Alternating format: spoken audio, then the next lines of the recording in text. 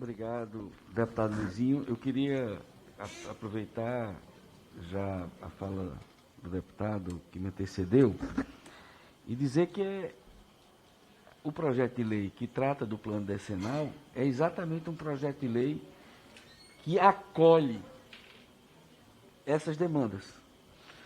Deputada Jandira, essa questão da cirurgia eletiva, aliás, foi um tema muito forte ontem na nossa comissão geral. Várias entidades falaram, a deputada Carmen Zanotto também levantou isso lá, e sem dúvida nenhuma, é algo que a população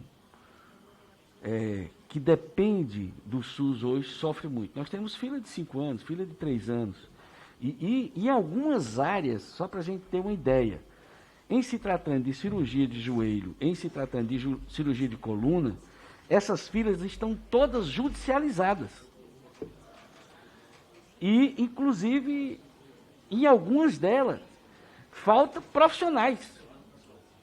Algumas especialidades médicas, otorrino, por exemplo, no Brasil, mal tem condição de fazer no sistema suplementar.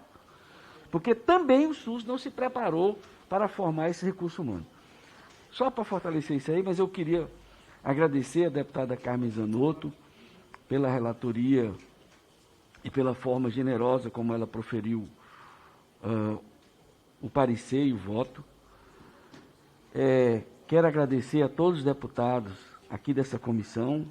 Realmente, eu confesso a vocês que eu tenho saudade dessa comissão, do dia a dia, do acúmulo de debate. Tive o privilégio, nesse período, participar da comissão, da subcomissão do Complexo Econômico e Industrial da Saúde.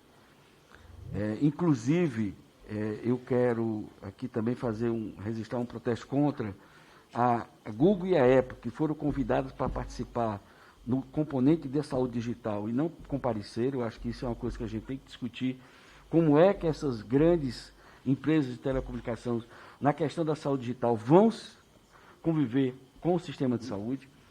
Mas o plano decenal da saúde é, sem dúvida, uma dívida da lei orgânica da saúde.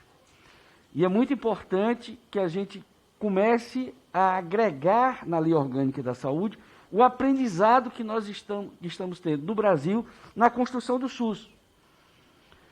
E o plano decenal é fundamental, é estratégico, né? Eu vou mais uma vez aqui repetir nessa comissão o nosso itinerário de ministro de 2013 para cá, deputada Benedita. 2013 era ministro da Saúde o deputado Alexandre Padilha. 2014 o ministro Arthur Quiolo. 2015 Marcelo Castro. 2017 Ricardo Barros. 2018 Gilberto Ocra. 2019 Mandetta. 2020 Mandetta, Itate e Pazuello. 2021 Pazuello e agora o ministro Queiroga. Cada ministro faz o seu plano de governo sem olhar para um plano de Estado estabelecido, com base na necessidade da população. E o outro desafio é a complexidade do SUS, porque o Brasil é o único país do mundo que municipalizou a saúde. Nós temos 5.570 secretários municipais de saúde. São 5.570 planos municipais de saúde. Os planos dos 27 estados têm que olhar para os planos municipais. E o plano nacional tem que olhar para os estaduais. Por isso, nós precisamos estruturar o plano decenal como um plano de Estado discutido no Congresso Nacional. Então, é um plano que vai vir para cá, mandado pelo Executivo. Esse Legislativo vai fazer audiências públicas em várias áreas, discutir, inclusive, fazer uma audiência pública para discutir como é que o plano decenal está vendo a questão da cirurgia eletiva. Como é que o plano decenal está vendo a atenção primária? Como é que o plano decenal está vendo a questão grave da formação de recursos humanos para o SUS? Então, o SUS, nós vamos ter que se debruçar sobre esse plano decenal. Como é que o Plano Nacional de Saúde conversa com o sistema suplementar? Porque o sistema suplementar está também subordinado ao Sistema Nacional de Saúde como um todo, pelo artigo 197 da Constituição, que coloca a saúde como relevância pública. Como é que o Plano Decenal da Saúde está olhando para o complexo econômico industrial da saúde, que não é mais só um complexo econômico de produção de insumos, é de soberania nacional. Por que é de soberania nacional? Porque esse país se deu conta que no início da pandemia nós não produzimos uma máscara, não produzimos materiais de proteção individual para a nossa população. Então, o plano decenal, ele vai recolher todas as grandes contribuições que estão aqui, na Câmara, com a sociedade civil, olhando do ponto de vista epidemiológico as necessidades da população e projetando o horizonte de 10 anos. E cada governo, cada ministro que chegar, vai elaborar o seu plano, que é correto, cada governo tem que ter o seu plano, mas ele não vai elaborar como um plano dele de governo. Ele vai olhar para o plano de saúde do Estado, que é o plano decenal, e vai ajustar o seu plano ao plano decenal e vai estar prestando conta ao Conselho Nacional de Saúde, olhando sempre para o plano decenal e o plano de governo, e ajustando essas metas. Isso, e o que é feito no mundo inteiro. Se você chegar na China hoje, for conversar com qualquer autoridade de políticas públicas da China, eles já têm os projetos estratégicos para 2050. Estão elaborando vários projetos táticos e cada projeto operacional olha para o tático e para o estratégico. Então isso é fundamental. A mesma coisa os estados. Nós vamos ter o Plano Decenal Nacional do SUS, da saúde, porque inclusive olha também para o setor suplementar, olha para as agências, olha para a Anvisa, olha para a ANS, projeta investimentos, um plano de investimento, quanto é que tem que se investir na atenção primária, na construção de unidades básicas de saúde, na recuperação de unidades.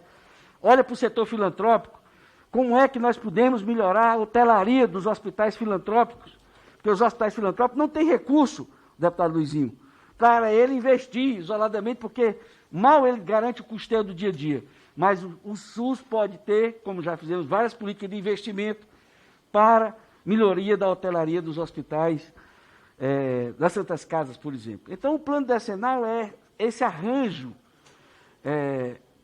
de uma política de Estado, discutido com a sociedade, discutido com o parlamento, e que ele orienta a construção dos planos estaduais de saúde e dos planos municipais. Aí você vai ter um desenho sistêmico, articulado dentro do SUS, o plano nacional decenal, os planos estaduais decenais e os planos municipais decenais. E aí, numa eleição, cada presidente da República que for debater com a sociedade, ele vai ter que dizer como é que ele pensa de debater à luz do plano decenal. O governador, os prefeitos. Então, é dessa forma, deputado Luizinho, que nós entendemos que esse projeto de lei vai contribuir bastante na organização do SUS. Fica aqui um outro projeto nosso, que a deputada Carmen Zanotto também é relatora, que cria o contrato organizativo de ação pública. Esse contrato é fundamental. Por quê? Porque toda relação interfederativa que nós temos hoje, a grosso modo, ela é toda verbal.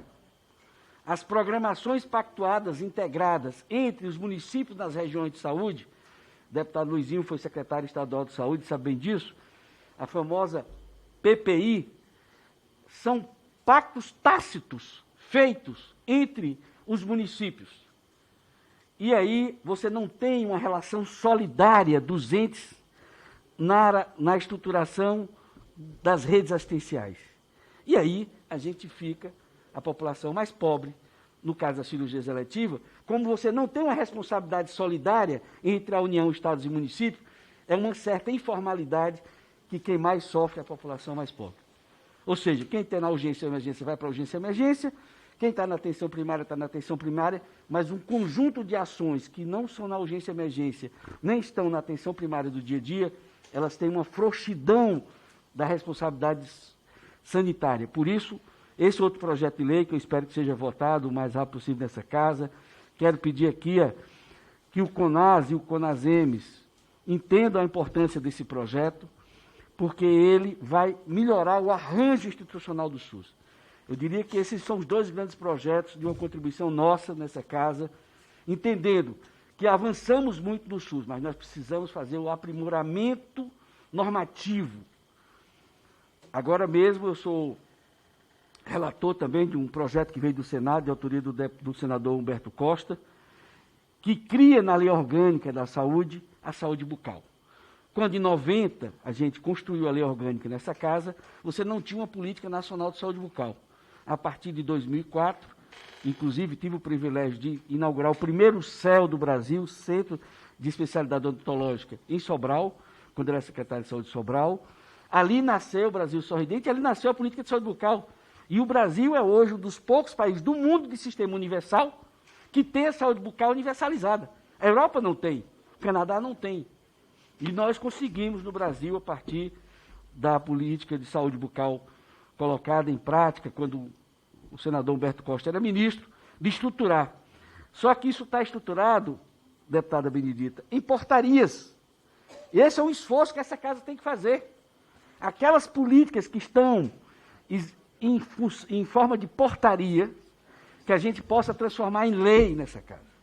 E alguns decretos, como é o caso do contrato organizativo de ação pública, é um decreto da presidenta Dilma, o decreto 7.508, de agosto de 2011, que praticamente não se coloca em prática. Então, nós precisamos, para organizar, estruturar um sistema extremamente complexo como o SUS, são leis que possam ter força, porque um juiz não vai dar uma liminar, nem vai criar nem o Ministério Público, uma situação de constrangimento na lei, quando você tem portaria. A lei é que resolve. Então, quero aqui, mais uma vez, agradecer a deferência dessa comissão, dizer da satisfação de ter compartilhado esses últimos 4 meses aqui e da felicidade de, nesse momento, a gente está aprovando aqui na comissão o projeto de lei que cria o Plano Decenal da Saúde. Muito obrigado, presidente. Mais uma vez, agradecer a sua generosidade na nossa relação aqui nessa casa e lhe parabenizar pelo brilhante trabalho que você está fazendo à frente da nossa Comissão de Seguridade e Saúde e Família. Obrigado. Muito obrigado.